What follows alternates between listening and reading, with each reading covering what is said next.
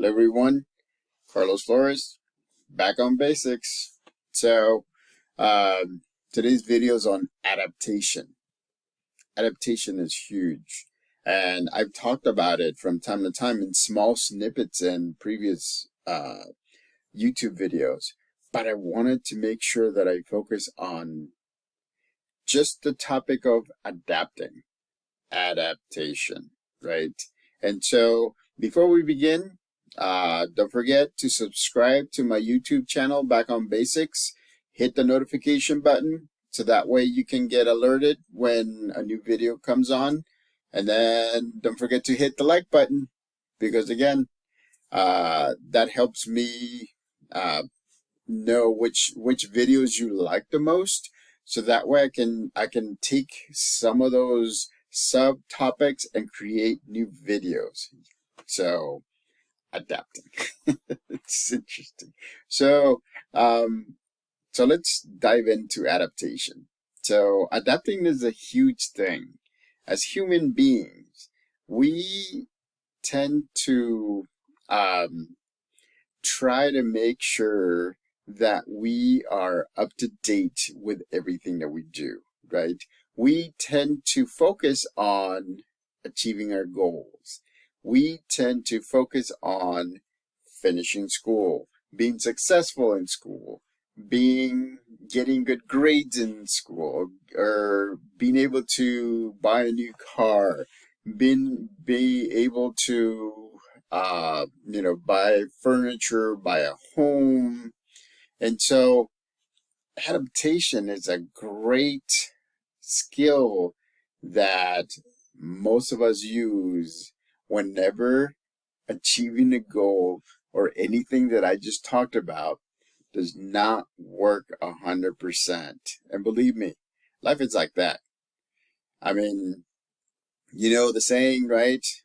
If life gives you lemons, you make lemonade. What is that? Adapting. And so make sure that adaptation is one of the skills that you practice as much as you can. So, for example, I'll use myself as an example. And believe me, I'm happy to use myself as an example. My education, again, and I've said it before, I don't say this just to sound pompous, just to like sound like I'm uppity and everything, but I started out as getting my bachelor's in psychology and English, right? A few years later, I went back to school and I earned my master's in therapy and career counseling. Then I started in school, and again, I'm one class away from finishing my doctorate in organizational business. I've done trainings, I've taken trainings. But you know what? During the pandemic, the place where I was working full time at the time chose to close some locations out because it would be better. They were pivoting, they were adapting, and I get it, right? Even though I felt bad, I got it. So I was laid off, and I actually was looking for work during the pandemic. Can you imagine that? Pandemic. So most of my interviews were like this, right? With a panel interview. Most of the other stuff that was going on. I mean, most of the interviews I had a white shirt with a tie, with a coat, and guess what? I had my PJs under, my pants, my PJ pants under, because I could. What is that? That's an example of adapting, right? Because again, right? I didn't have to dress fully in a suit. I love dressing in a suit because you know what? It actually shows the professionalism that I have, and that's one way to adapt, right? And so a lot of the times I would do Zoom, Google Hangouts, or whatever it's called, Google Talk, Google something, uh, and all of these different kind of interviews. Well, I wasn't getting traction and I wasn't getting hired. I literally, and I'm not kidding you, because I have resumes that I tweaked and adapted it based on the interview, based on the application process, based on the qualifications or experience needed for the job. And I actually applied to I believe, over 150 jobs. And guess what? Some of them I never got a call back. A lot of them, I think about half to a little bit over half, I didn't get a call back or nothing. Again, right? I would have to pivot and I would have to do something. And after adapting, I kept on going. And so eventually what I ended up doing is I kept on adapting where to apply. And quite by chance, I saw an article, and then my wife was telling me, suggesting to go into education, like K through 12. I mean, I still teach a Psychology 110 class at University of Phoenix, which I love teaching. I love it online. So I've been doing that since 2007. That has been one of the constants that has taken place. At the same time, I started looking into K through 12 jobs. And one of the needs that was out there was special education teacher. And so I said to myself, I know how to teach. I have the foundational. I don't know the specifics, right? And so I applied to some of the jobs. I applied to paraprofessional jobs, which help students in the classrooms and outside the classrooms. And I ended up hired at Dixon High School. Thank you, Dixon High School. Everybody at Dixon High School, great staff. And so I spent the whole year in Dixon High School. I did IEP meetings. I did assessments in collaboration with the school psychologist and other people. And so and at the same time, I had classes that I taught. I taught a career exploration class. And then I also taught it was called curriculum support, but what it meant is that I would teach a topic that would be together with whatever was going on with the teachers. And then at the same time, I help students get their assignments done. And so I did that for a year. Then, of course, I made the decision to come home. And so I ended up applying to the Davis Joint Unified. And I got hired at North Davis Elementary. And that's where I'm at right now. So from psychology and English to counseling and career counseling to business organizational leadership or business management to special education, it took for me to adapt several times because I needed to make sure that one, I was providing for my family, and thank goodness that my wife has been helping me along the way because we have been working together, so that way we can move forward, right? As I begin a career again, as I start from the end. Can you imagine, right? And so that took adapting as well. It was a big adaptation, but I've done it. And now I'm learning elementary level special education research teaching. So if anybody out there has questions about special education, about the process, about your rights. There's many different places that you can go to. Your school district should have all those available for you.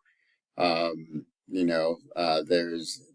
local SELPAs, which means that those are collaboratives that get together and actually they train and they provide trainings for parents and for teachers and everything. And those organizations, SELPAs, SELPA, and so those can provide information about services, about accommodations, about when to have your child assessed. And it's great because it's there, right? And for those of you in high school and parents, for those of you that have high school level students, right? And they have an IEP, individualized specialized plan. And so if they have an IEP, then remember that once they hit that age, and this is transitional age, which is 18 years, then they're going to have to make decisions. What we tell them is that they should also be collaborating with you, so that way you can make decisions together, because you are the ones that know your kids better than anybody here, not even best friends, BFFs. You as parents know your children better. The nice thing about it is that as they're getting ready to graduate from high school and they have an IEP, you, or hopefully the high school does this. If not, then you can go to the Department of Rehabilitation, because what happens is your child may be eligible to become part of the Department of Rehabilitation, Department of Rehab. And what happens is, because it's based on helping a certain population, so that way they can be marketable, so that way they can have a job, so that way they can keep a job, so that way they can get the necessary education. One of the benefits of being part of the Department of Rehabilitation is that the Department of Rehabilitation will pay for your child's education. Just education related stuff. Again, Department of Rehabilitation. Remember, it's a key thing to remember. If your child has an IEP, then you can always apply to the Department of Rehab at any time. But if your child has an IEP, has seen a therapist, has a diagnosis, has dealt with things throughout their lives, they may be eligible to apply and be part of the Department of Rehabilitation process. And once you're in for life in the Department of Rehab. So again, I'm just giving you these tips. I know we're talking about adaptation, but this way anybody can watch this video and say, yes, this is what I need to do. This is what my child needs to do, if that is the case. So again, career after career after career after career after career, right? And so one of the things on top of it, because remember, for me, it's about life balance. The mental and the physical. The mental and the physical. I love my current position because I not only run groups to help the students that need extra support, I facilitate IEP meetings, so that way we can look over goals that they have, accommodations and services, and see if there's anything else that can be part of their IEP. But at the same time, I'm in the classroom observing them. I'm assessing them from time to time. during recess, I'm out there playing basketball or hanging out or talking to them. I mean, it's very, it's for me is it's like it's a very nice job. It's a stressful job. Don't get me wrong. It's a stressful job, but it's a very rewarding job. And so that was one of my adaptations. I went into K through 12 education. So adapting is very important because life doesn't go from A to Z in a row. If that would have been the case, I would have been a psychologist from the beginning, or I would have been a writer from the beginning. And so you have to pivot and you have to adapt along the way. It's nice if you have a support system. And this is one of the last things I'm going to tell you. You have to get a support system that are willing to tell you whether you're doing things well or you're not doing things well. And so you have to get these people that you trust in getting advice from. It doesn't matter if everybody else doesn't think that they do, because everybody has an opinion, right? Everybody has an opinion. But if you think that they can lead you to the step that you need to make, or the pivot that you need to make, or the adaptation that you need to make, then have them in your support system. So make sure of that. So adaptation is very important. We do that every single time. We do that every single day. We do that whether we know it or not, because sometimes it's automatic about adapting, right? It's always automatic. And other times it's conscious. You're like, I need to make this adaptation. So again, watch the video again. Watch it as many times as you want to. If you have any questions or if you have any topics, put them down in the comments section. I'm more than happy to do videos on any topic that you ask me about. Believe me, I have an opinion about everything. I'm an introverted person, but if you ask me for help, I am more than happy to help you. So again, going back to the beginning of the video, subscribe to my YouTube channel, Back on Basics, right? Hit the notification button so that way you know when new videos are coming out. Hit the like button, because that'll show me which ones you like and which ones. That way I can better refine the topics that I talk to you in the videos. And always balance the mind with the body, right? And be able to adapt. Because if you adapt based on whatever theory that you're thinking of, right? You'll be successful. It may take you a little bit of time. It may take you to adapt a few times. That's all right. Keep at it. Keep at it. I've been trying to do videos for years, and then I said to myself, I just need to start doing these, and I need to start doing these topics so that way everybody can have a different opinion out there. All right. Back on basics. Until next time. See ya.